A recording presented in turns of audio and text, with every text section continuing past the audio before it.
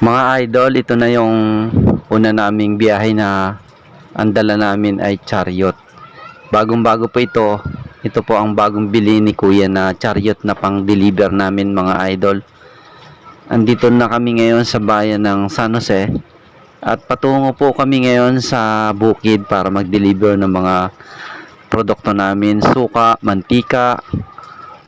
May dalhin rin po kaming mga prutas mga idol, apple, may orange, may dala rin po kaming bawang at sibuyas.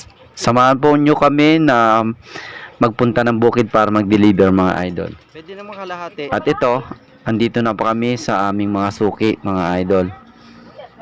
At itong chariot na to ay malakas po humatak. Ito po ay 175 ang power niya.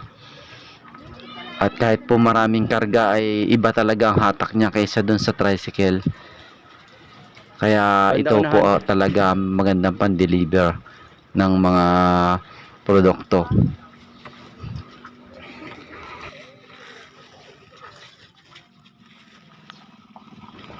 At ayan na po mga idol, bagong-bago, at ito po ay binibreak in po namin para mas maganda ang kanyang makina, masanay sa kargahan.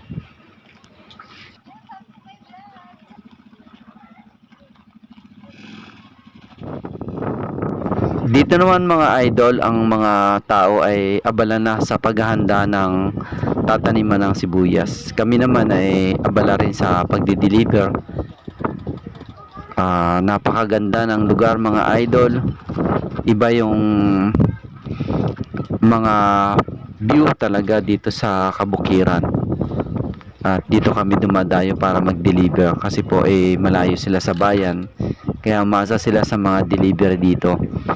Kaya saktong-sakto yung pan-deliver namin na chariot. Ayan mga idol, pinakita ko sa inyo yung lugar na to.